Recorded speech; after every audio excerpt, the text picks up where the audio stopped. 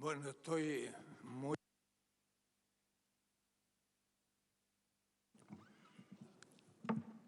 Y también agradeciendo a Ricardo y a los que han organizado este gran evento que he seguido en estos 3 días escuchando magníficas exposiciones en los distintos paneles. Yo querría solamente tomar un aspecto de la temática de este panel sobre algo así como el retorno de la política en el plano más teórico, filosófico, por supuesto siempre religado a lo concreto. Pero si me permiten, voy a hacer una pequeña indicación autobiográfica. Yo nací en un pequeño pueblito de calles de tierra y de a caballo en La Paz, en Mendoza, y después de mi carrera universitaria estuve 10 años en Europa. España primero, un doctorado. En Israel, obrero con palestinos, 2 años. Francia, Alemania. Y cuando volví de aquello a América Latina, aterricé en Resistencia, por aquí, en el noreste, y mi primer curso fue sobre Latinoamérica en la historia universal, porque como nos contó muy bien una colega cineasta, cuando chiquita estuvo en Londres y explicó lo que era el Ecuador, le dijeron que era una línea y pensó que no existía. Pues realmente no existía yo como latinoamericano, porque saliendo en barco de Buenos Aires llegué a Montevideo y no podía decir nada de Montevideo según mis estudios, aunque era un licenciado en filosofía. Y cuando llegué a Río de Janeiro menos y el Recife ya con un Afroamérica completamente desconocido desde un eurocentrismo del cual no me libero porque está en todos los rincones de nuestra subjetividad. Fue una gran experiencia a la vuelta en el año 1967.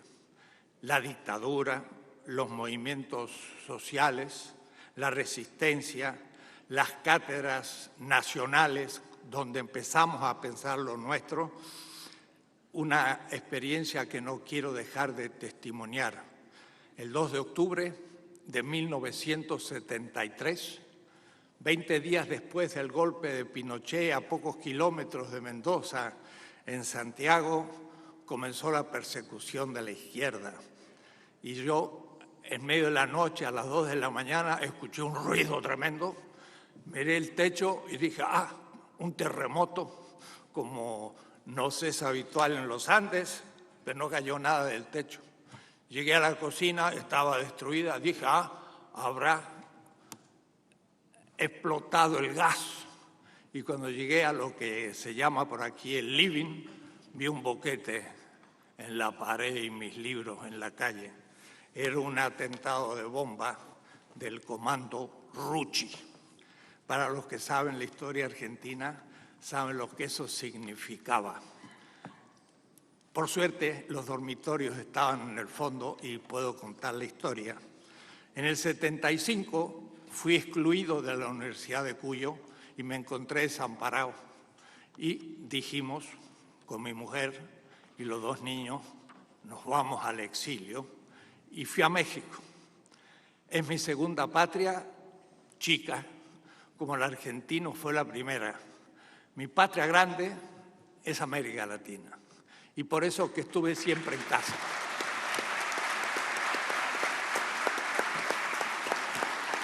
Sócrates no quería salir de Atenas y yo no quise salir de América Latina. Podría haber ido a Europa, a Estados Unidos, pero dije, no quiero América Latina como objeto de estudio, quiero como el lugar desde donde se enuncia nuestro discurso.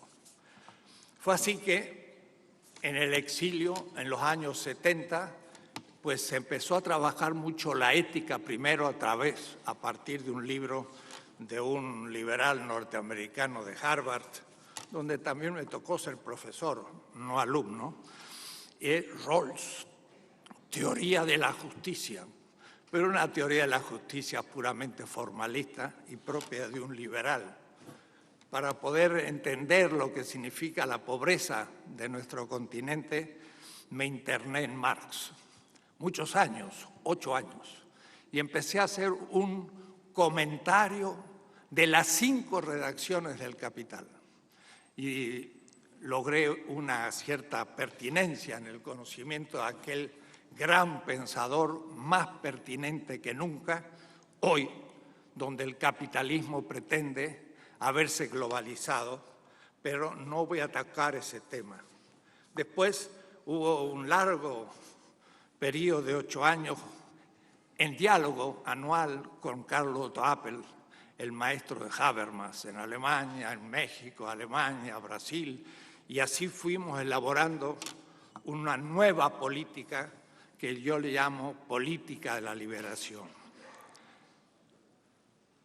¿Cómo surgió una nueva política teórica, filosófica en América Latina? Quiero un poco hacer el contexto, porque la teoría surge de la praxis y surge de nuestra praxis, de nuestro pueblo. Un esquema rápido. De 1914 hasta el 45, lo que llamábamos el centro, Europa y Estados Unidos, vivieron una guerra llamada mundial. No fue mundial, que yo sepa, no participamos nosotros, pero como no somos, pues es mundial,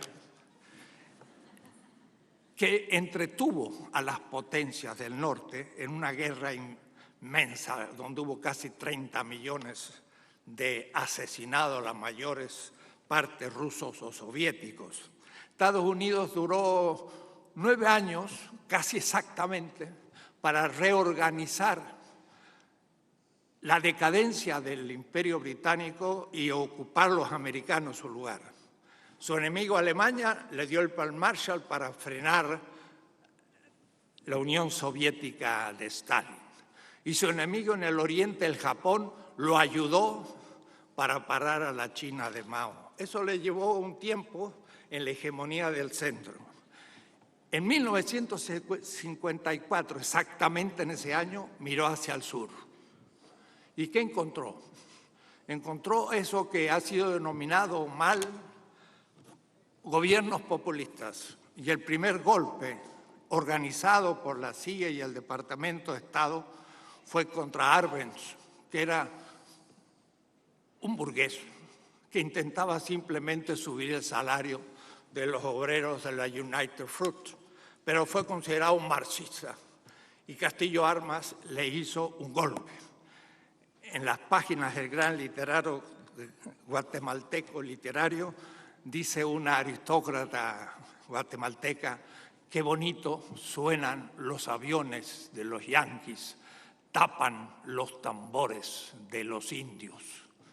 Y así empezó la etapa de la dependencia. 54 cae el gobierno de Vargas, 54 cae Perón, pero eso ha comenzado antes, en lo que yo llamaría la etapa de proyectos burgueses nacionalistas en competencia con la burguesía norteamericana, Vargas en Brasil, Lázaro Cárdenas en México, Ibáñez, Velasco Alvarado, Irigoyen ya en el 18, pero Perón mucho después.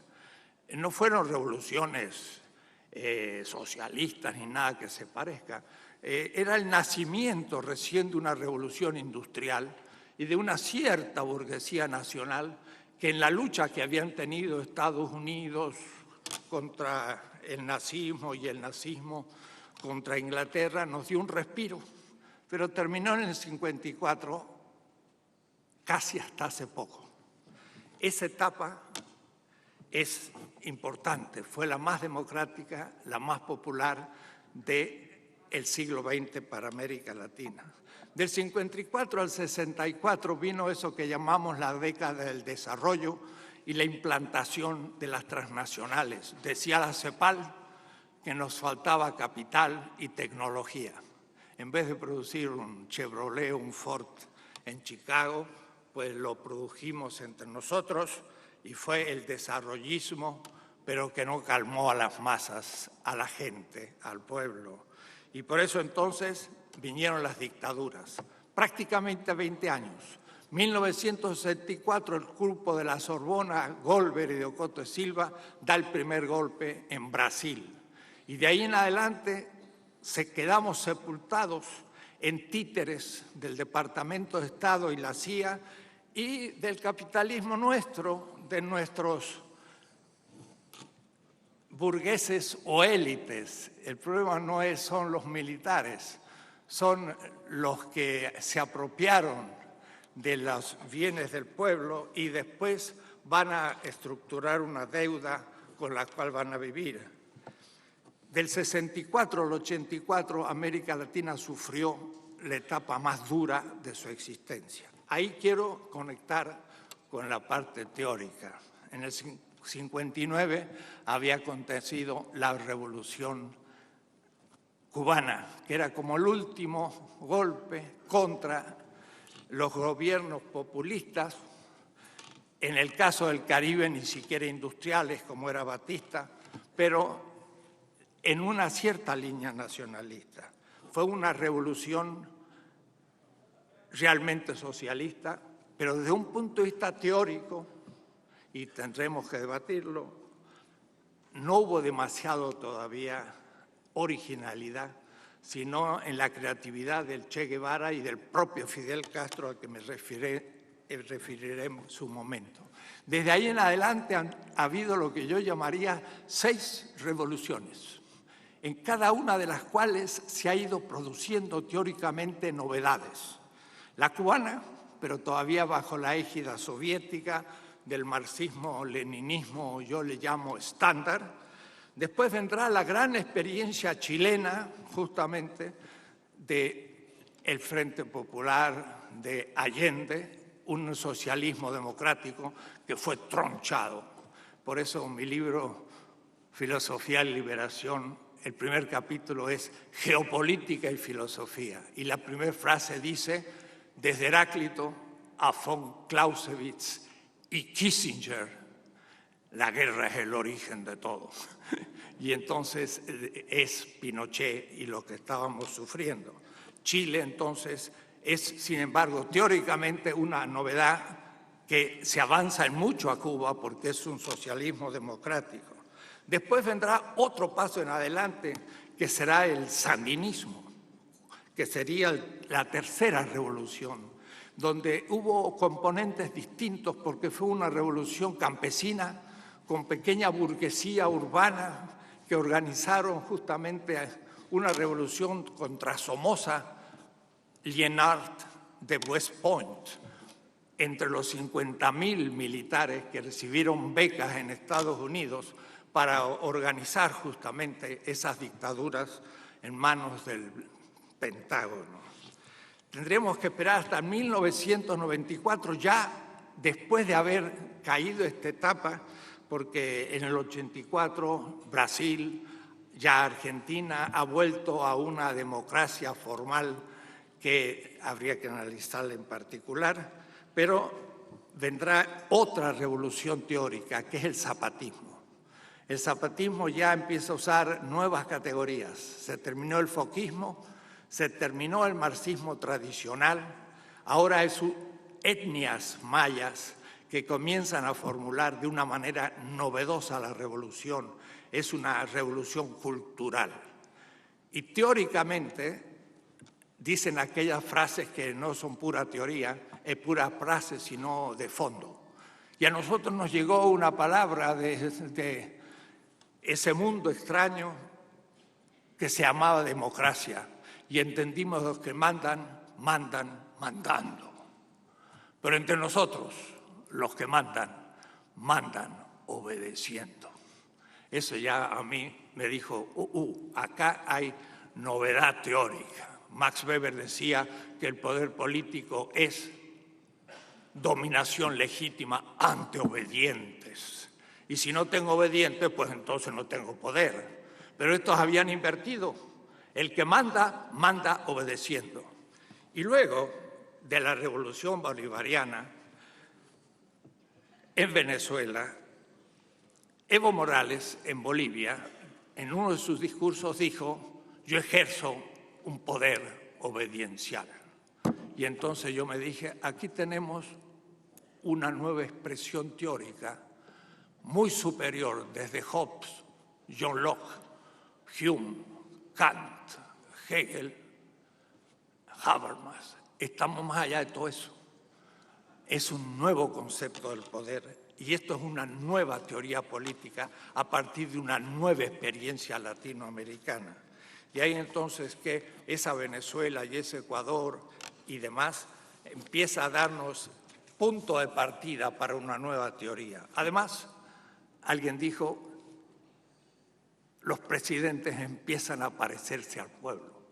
Y claro, pues miren un Evo Morales.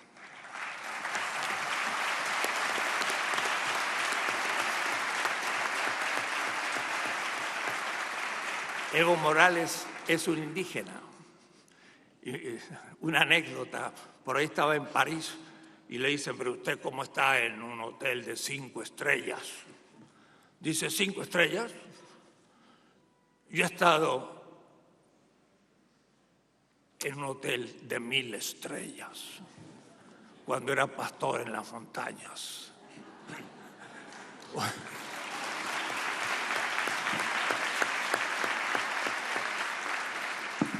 Y cuando un embajador llegó a su casa, lo hizo pasar por la cocina y dijo, todavía no he limpiado los platos.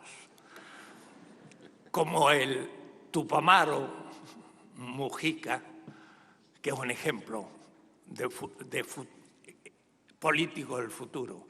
Saben las anécdotas de que un jeque árabe le quería comprar por $1 millón su bochito chiquito Volkswagen. Y él dice, no se lo vendo, porque ¿para qué se lo quiero vender? Después voy a tener que estar cuidando que no me roben el $1 millón, no lo necesito. Y su casa tiene 3 habitaciones. Dice, si es más grande, entre la vieja y yo tenemos que limpiarlo, así que ¿para qué quiero una casa más grande? Etcétera. Un Tupamaro, presidente de la República. Y la presidenta del Brasil, el otro día estuvo por México y se cuenta toda su historia. Una foto hermosa de una muchacha de 18 años, pero con un número bajo, guerrillera, y la torturaron. Y hoy es presidenta de la República. Cosas extrañas en el mundo contemporáneo. Eso es el punto de partida de una nueva política.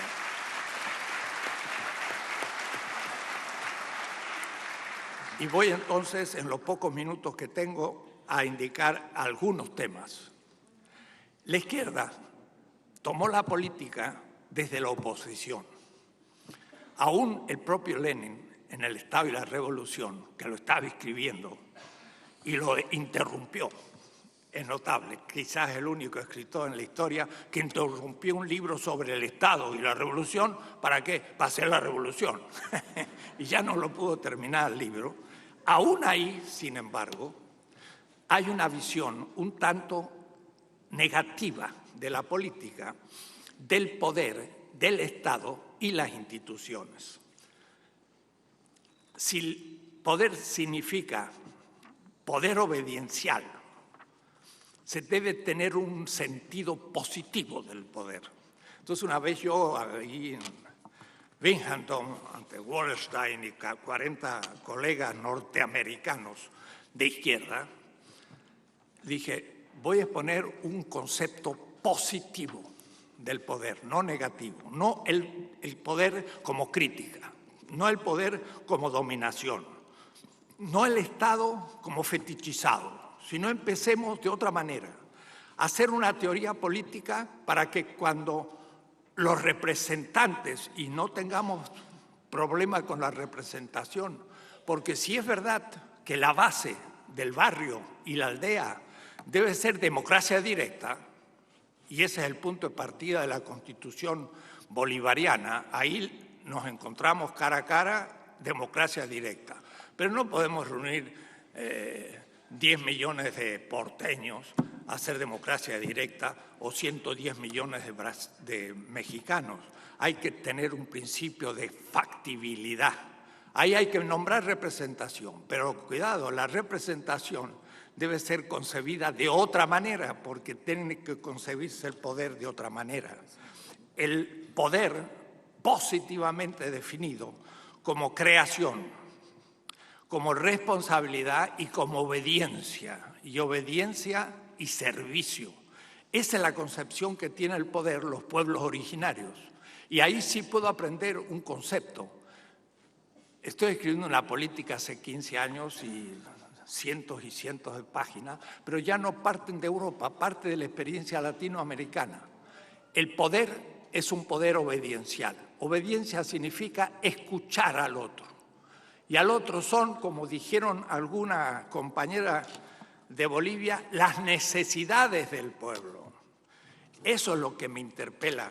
Y entonces necesitamos una nueva generación de políticos que conciban el poder político como un servicio y obediencia. Y claro, hay que definir entonces completamente distinto qué es el poder.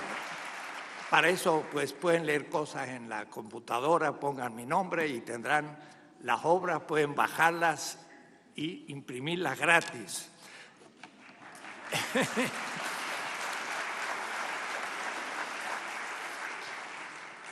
El poder es, dicho solamente como frase, primero, la voluntad de vida.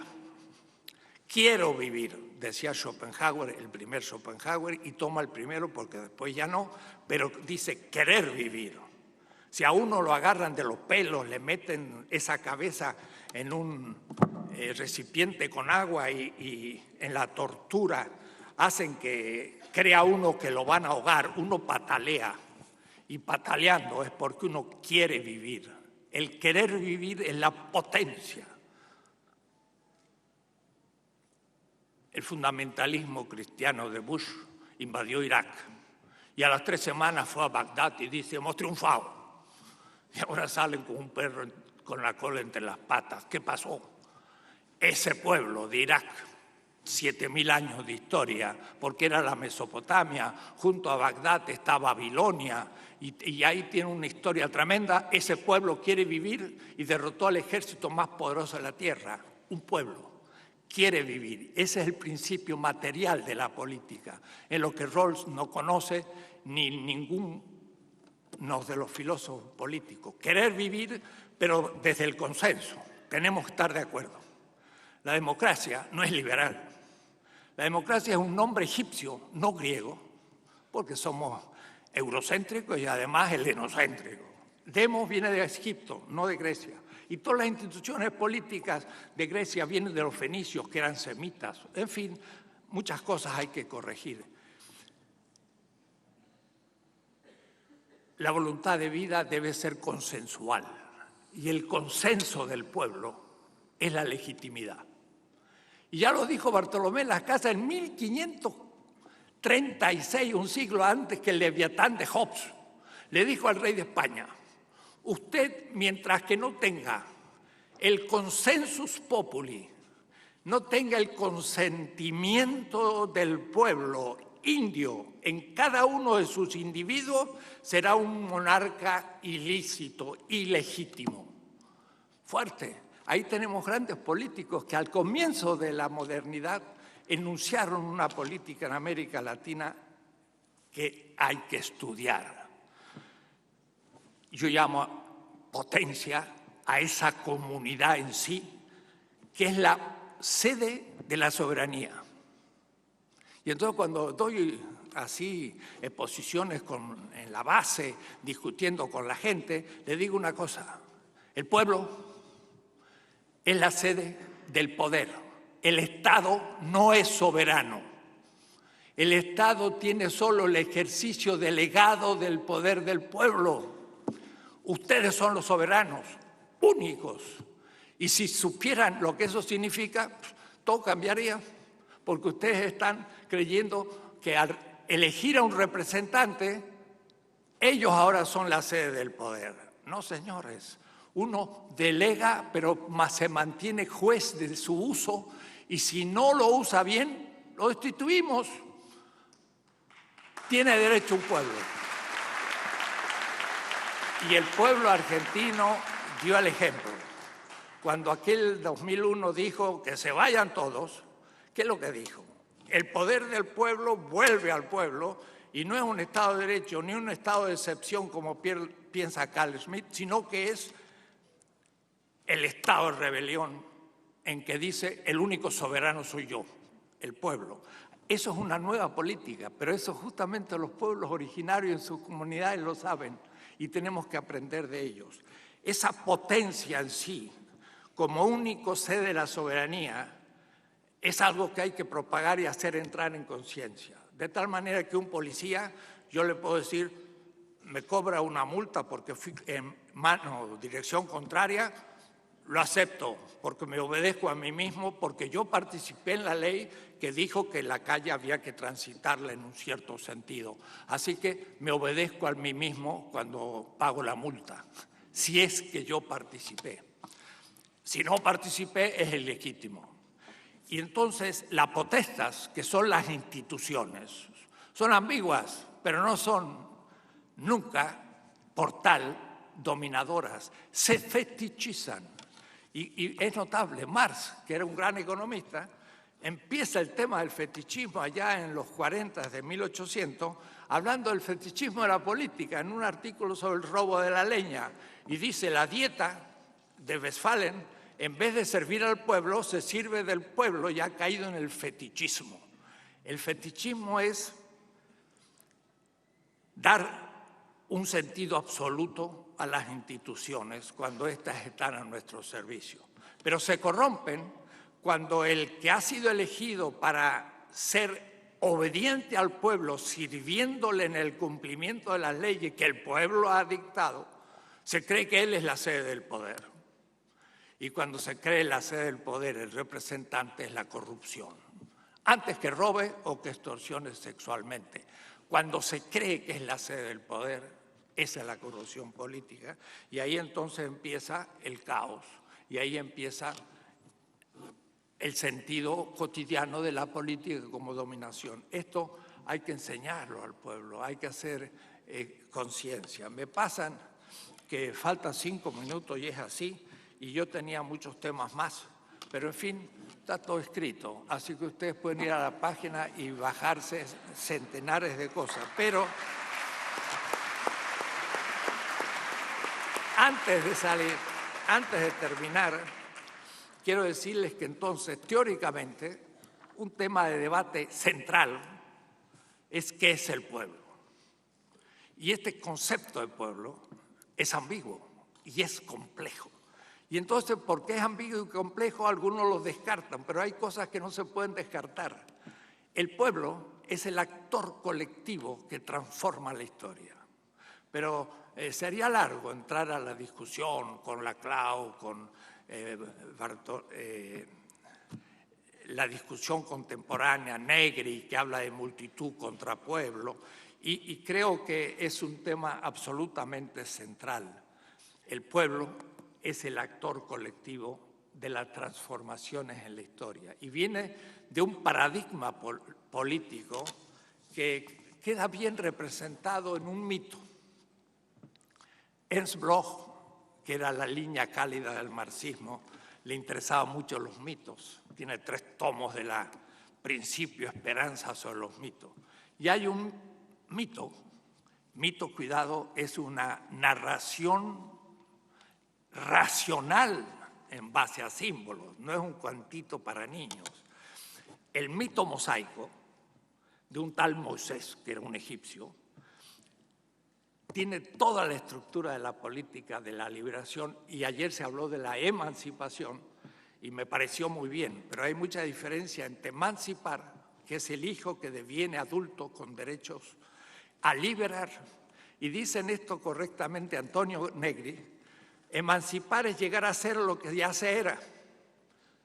El hijo ya era libre, no más que se emancipa para tener los derechos del padre. Pero liberar es llegar a ser lo que no se era. El esclavo se transforma en libre. Entonces, liberación a la paga fuerte era el frente algerino al del cual se refiere Frank Fanon. Pero todos nuestros movimientos se llaman de liberación. Frente Zapatista de Liberación Nacional, Ejército Zapatista. Frente Sandinista de Liberación Nacional. Frente Farabundo Martí de Liberación Nacional. ¿Por qué ponen la palabra liberación? Porque la palabra liberación tiene un contenido político fuerte. Egipto tenía esclavos y el faraón era el dios. Hubo que negar la divinidad del faraón en el ateísmo para poder liberar a los esclavos que salen de Egipto y van al desierto y se quedan sin ley. Hay que ser ilegal para dictar la nueva ley. Pues San Martín empezó su lucha sin tener constitución, sin tener leyes. ¿Y de dónde entonces le salía el derecho? Del consenso del pueblo, que es el fundamento de la constitucionalidad y de las leyes.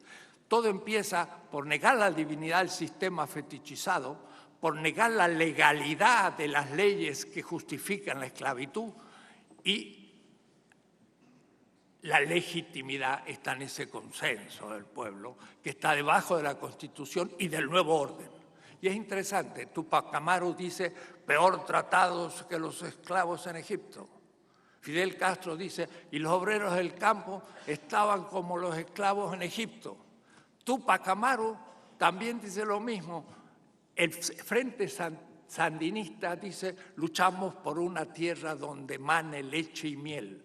Tierra presente de esclavitud, tierra futura dialéctica de la construcción de la nueva sociedad, salir de la esclavitud, negar la legalidad de la ley, quedarse sin ley, pero desde la legitimidad del consenso de los oprimidos para crear un nuevo orden.